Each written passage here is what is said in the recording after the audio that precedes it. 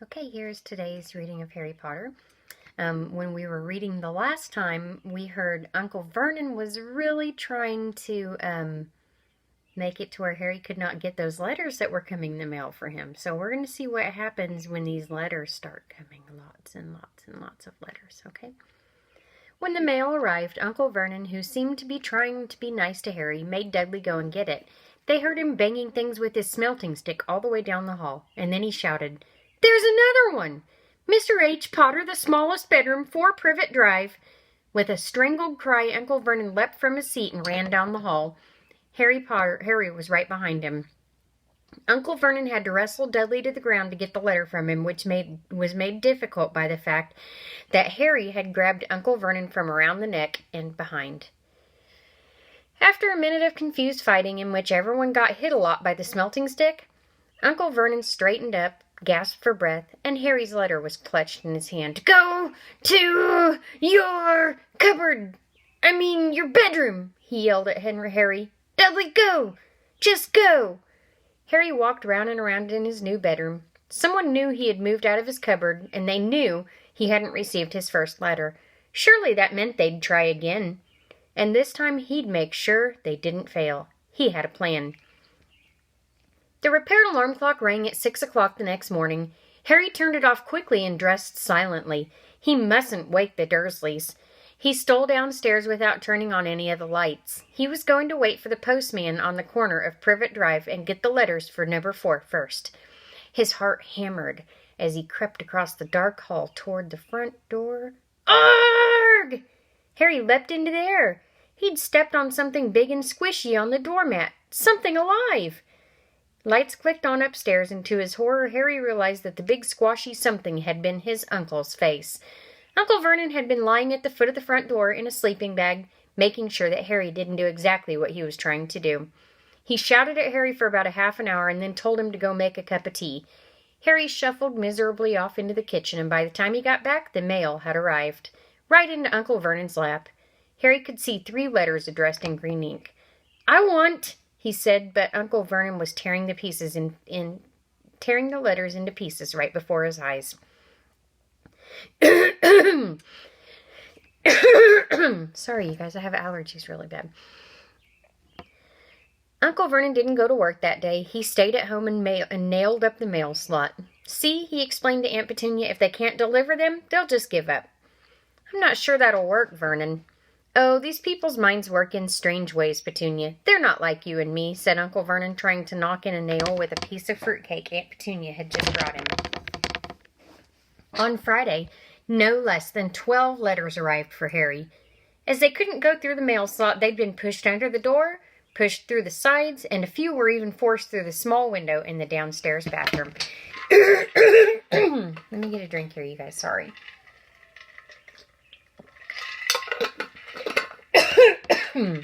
Goodness. Uncle Vernon stayed home again. After burning all the letters, he got a hammer and nails and boarded up all the cracks around the front door and back doors so no one could go out. He hummed Tiptoe Through the Tulips as he worked, and he jumped at small noises. I think Uncle Vernon's starting to get a little scary, huh? On Saturday, things began to get out of hand. 24 letters to Harry found their way into the house, rolled up and hidden inside each of the 24 eggs that their very confused milkman had handed Aunt Petunia through the living room window. Uncle Vernon made furious phone calls to the post office and to the dairy, trying to find someone to complain to. Aunt Petunia shredded the letters in her food processor. "Who on earth wants to talk to you this bad?" Dudley asked Harry in amazement. On Sunday morning, Uncle Vernon sat down at the breakfast table looking tired and rather ill, but happy. No post on Sundays. Do you guys know what post is? That just means the mail. The mail is not running on Sundays. He reminded them cheerfully as he spread marmalade on his newspapers. Uh-oh. He seems a little stressed out. He's putting jelly on his newspaper, you guys. Something came whizzing down the kitchen chimney as he spoke and caught him sharply in the back of the head. In the next moment, 30 or 40 letters came pelting out of the fireplace like bullets. The Dursleys ducked, but Harry leapt in the air, trying to catch one. Out! Out! Uncle Vernon seized Harry around the throat and threw him around the waist and threw him into the hall. When Aunt Petunia and Dudley had run out with their arms covering their faces, Uncle Vernon slammed the door shut. They heard the letters coming into the room, bouncing off the walls and floors. That does it, said Uncle Vernon, trying to speak calmly, but pulling great tufts out of his mustache. I want you all back here in 5 minutes and ready to leave. We're going away. Just pack some clothes. No arguments. He looked so dangerous with half of his mustache missing that no one dared argue. 10 minutes later, they all wrenched their way through the boarded-up doors and were in the car, speeding toward the highway. Dudley was sniffing in the back seat. His father had hit him on the head for holding them up while he tried to pack his television, VCR, and computer in his sports bag. They drove, and they drove. Even Aunt Petunia didn't ask where they were going. Every now and then Uncle Vernon would take a sharp turn and drive in the opposite direction for a while. Shake 'em off, he would mutter whenever he did this. They didn't stop to eat or drink all day. By nightfall, Dudley was howling. He'd never had such a bad day in his life. He was hungry. He'd missed 5 TV programs he wanted to see, and he'd never gone so long without blowing up an alien on his computer game. Uncle Vernon stopped at last at a gloomy-looking hotel on the outskirts of a big city. Dudley and Harry shared a room with twin beds and damp, musty sheets. Dudley snored, but Harry stayed awake, sitting on the windowsill, staring down at the lights of passing cars.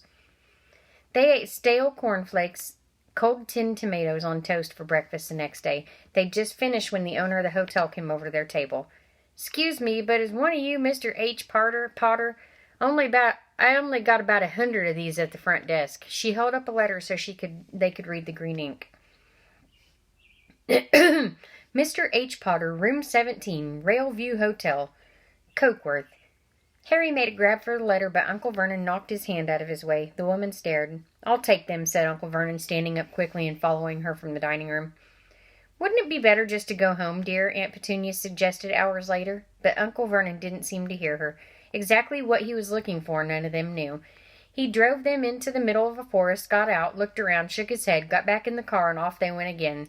The same thing happened in the middle of a plowed field, halfway across a suspension bridge, and at the top of a multi-level parking garage. "Daddy's gone mad, hasn't he?" Dudley asked Aunt Petunia later that afternoon. Uncle Vernon had parked the car at the coast, locked them all inside the car, and disappeared. It started to rain. Great drops beat on the roof of the car. Dudley sniveled. "That's like..." "It's Monday," he told his mother. "The great Humberto's on television. I want to stay somewhere where there's TV." Monday. This reminded Harry of something. If it was Monday, you could usually count on Dudley to know the days of the week because of the television. Then tomorrow, Tuesday, was Harry's 11th birthday. Of course, his birthdays were never exactly fun. Last year's, the Dursleys had given him a coat hanger and a pair of Uncle Vernon's old socks. Still, you weren't 11 every day. They're not very nice to him, are they? Who gives you a coat hanger and old socks for your birthday? That isn't very nice. Uncle Vernon was back and he was smiling. He was also carrying a long, thin package and didn't answer Aunt Petunia when she asked what he'd bought. "Found the perfect place," he said. Come on, everybody." It was very cold outside the car. Uncle Vernon was pointing at what looked like a large rock out by the sea. Perched on top of the rock was the most miserable little shack you could imagine. One thing was for certain. There was no television there. "Storm forecast for tonight," said Uncle Vernon gleefully, clapping his hands together. "And this gentleman's kindly agreed to lend us his boat."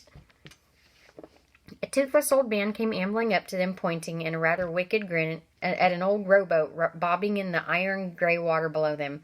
"I've already got us some rations," said Uncle Vernon, "so all aboard." It was freezing in the boat. Ice, sea spray, and rain crept down their necks, and a chilly wind whipped their faces. After what seemed like hours, they reached the rock where Uncle Vernon, slipping and sliding, led the way into the broken-down house. The inside was horrible. It smelled like seaweed, and the wind whistled through the gaps in the wooden walls, and the fireplace was damp and empty. There were only 2 rooms. Uncle Vernon's rations turned out to be a bag of chips each and 4 bananas.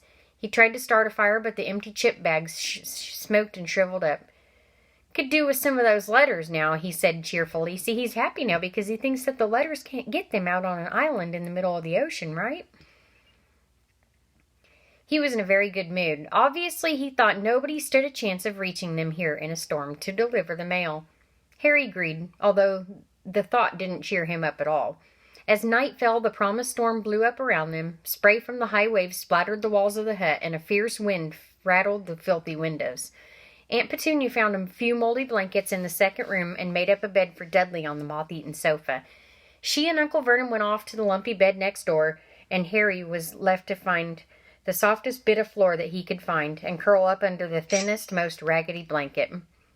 The storm raged more and more ferociously as the night went on. Harry couldn't sleep. He shivered and turned over, trying to get comfortable, and his stomach rumbled with hunger. Dudley's snores were drowned out by the low sounds of thunder that started near midnight. The lighted dial of Dudley's watch, which was dangling over the edge of the sofa, told Harry he'd be 11 in 10 minutes. He lay and he watched his birthday tick nearer, wondering if the Dursley would remember it at all, wondering where the letter writer was at now. 5 minutes went by. Harry heard something outside. He hoped the roof wasn't going to fall in, although he might be warmer if it did. 4 minutes to go. Maybe the house in Privet Drive would be so full of letters when they got back he'd be able to steal one somehow. 3 minutes to go. Was that the sea slapping hard on a rock like that?